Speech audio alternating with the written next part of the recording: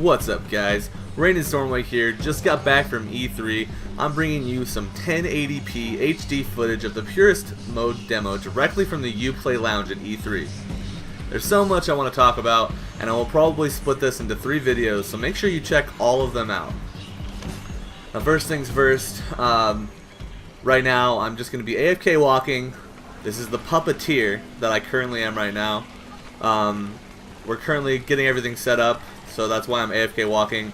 And I'm just going to go over a few things, and then once the game starts, I'll tell you what character I'm playing, and we'll talk more about stuff. First of all, so exhausted from E3. It was so fun. Everyone from Ubisoft was super nice. Got to meet a lot of cool people. Got to meet a lot of cool people that went to the Uplay Lounge as well, like Uplay ambassadors, people that won contests. I got to make a bunch of new friends, and we both basically just hung out the whole time, and it was a lot of fun. For those of you who might be new to my channel, just checking out AC4 multiplayer footage, I've been playing this game since the first multiplayer came out, Assassin's Creed Brotherhood, and I'm one of the competitive players, so I know what I'm talking about. So if you want to learn some more in-depth stuff about the game, and just about how, you know, the game works in general, make sure you check out my other videos. And that being said, there's about 30 seconds left. This is the Purist demo from E3. And basically what that means is you don't have abilities, and you basically just have to go for a good approach, and it has basically the base multiplier, so hidden kill is worth 2 times your score. So let's say you have an incognito for 450 points, you walk into a hidden group or another hidden area, and you get ×2 for that kill. Grab kills are also a multiplier, they're ×3. So if you get a grab kill and you have like an incognito built up, which is the maximum approach, you would get 1,350 points for that. I'm not sure if you'll see me do that in this particular game, but you'll notice the multipliers. There's multipliers for just about every type of kill, including acrobatic kills.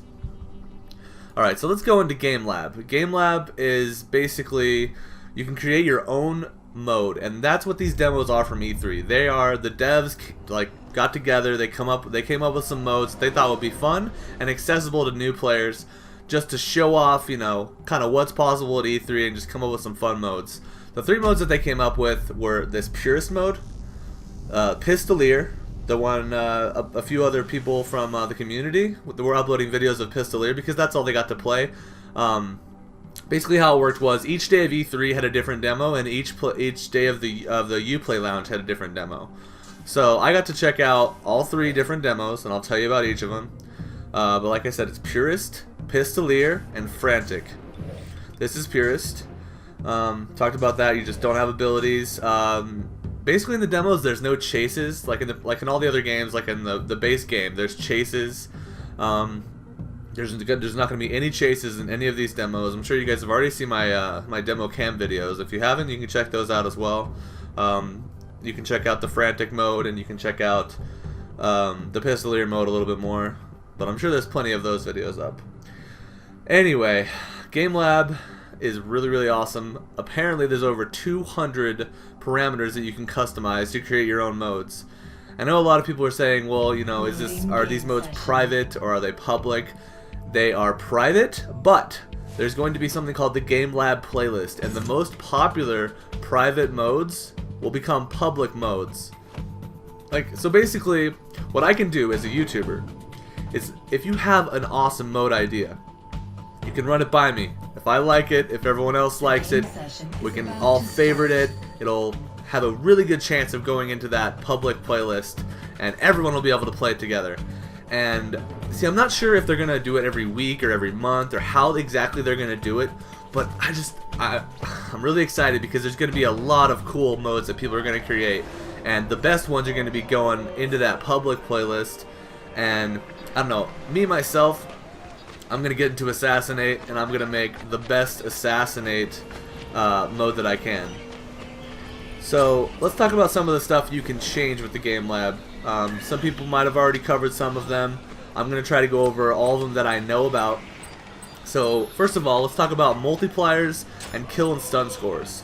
Okay, so I kind of talked about the multipliers before: hidden kills, acrobatic kills, grab kills. Those all have different multipliers. With the Game Lab, you can change them to any multiplier that you want. It could be like 0.5, so it would be like half your score, or it could be, you know, regular, which should be no multiplier at all. It could be ×2, it could be ×1.5, it could be ×3, it could be times like a lot. I mean, I'm not sure what the max is. They didn't tell us what the max was, but you can basically make any type of kill worth as much as you want. So you can customize modes based on one type of kill, based on a certain style.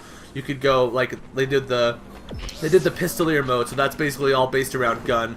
Guns are worth 500 points. I'm not sure if gun is actually going to be worth a variety, because there's no varieties in the demo, but I'm fairly positive the varieties are coming back. I think they might work a little bit differently. Maybe there will be another tier of variety. Like right now in AC3, there's regular variety, there's extreme variety, or there's regular, greater, and extreme variety. And they might come up with another one, or they might change how varieties work in general. We'll just have to see what they do with variety. But yeah, so multipliers, you can make multipliers for any type of kill. If you want stealth kills to be, you know, just worth so much more than everything else because you want people to play stealthy, well, you can make hidden kills ×5. So, like, you'd be stupid not to get hidden kills, right, if they were ×5. So that would definitely make people play more stealthy. You can also change, you know, the meter. You can make it start at incognito. I know a lot of Brotherhood people that play Brotherhood and love Brotherhood just miss that meter. So you can start off at incognito on your meter. You could start off really low on your meter. You could start off at reckless. You can start off anywhere you want with the meter, which basically helps with the variety of modes as well. You can go with, like, see, with assassinate, obviously you would want to start it at silent or incognito. So that's what I plan to do. But I'm pretty sure one of these demos does start off your meter at incognito. Let's see if it's this one, Ivan. Let's see. Okay, so yes, this mode is the one that starts off at incognito. As you can see, my approach is 450, and it's not going down because I'm out of line of sight right now. It's not going down when I'm out of line of sight. That's another thing. I think you can change that too. Like, you can make it so that your meter doesn't go down when you're out of line of sight. But I'm not sure. It's either 200 parameters. Like, I'm not even going to go over 50 different parameters. And I'm not sure if they're counting, like, every single ability that you can take out or every single perk that you can take out as part of those parameters. But still, 200 parameters. That's, like, that's insane. That's absolutely ridiculous. So we're going to see some awesome modes being created by people. We're going to see, hopefully, the best of those, or some of the best of those at least, becoming public in the Game Lab playlist. So that's going to be a whole lot of fun. And I mean, besides the public Game Lab playlist, we're going to be able to do so much with tournaments, private scrims, private matches with friends. We're going to be able to do so much with that stuff. It's going to be so fun. I really can't wait for this game. Okay, let's see. So baiting. Baiting is a huge problem in AC3 because stunning is so rewarding, especially in Assassinate. So there's a lot of people in Assassinate, you know, all they do is they try to get you to lock them, start a chase, or basically just come at them, and they'll figure out some way to stun you. Reverse drop stun. By the way, reverse drop stun, I can confirm right now, does not work. Like, I tried it in a couple of the different demos and it did not work. So as far as I know, reverse drop stuns, at least in these demos, do not work. So that's a good thing. I really don't like reverse drop stuns. Anyway, back to what I was talking about. If you don't like baiting and you want to create a mode that, like, baiting is just, like, terrible, you could decrease the points on stun. You can make the points on stun 0. You can make them 50. You can make them any value you want. And something I'm not sure about, but I'm kind of hoping for, is that we can change what the meter would be at after you stun someone. Because right now in Assassinate and AC3, you'll stun someone, and right after you stun them, it switches to your target, and the meter starts going up. And you can get, like, you know, a focus silent hidden, or a focus silent grab kill, or something like that. And, like, stuns are just way too rewarding.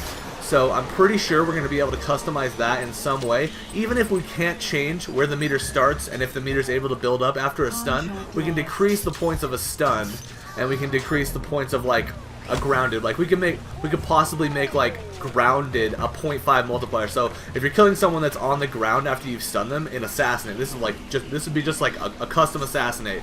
You'd be like, okay, so if it's grounded is going to give you 0.5 multiplier.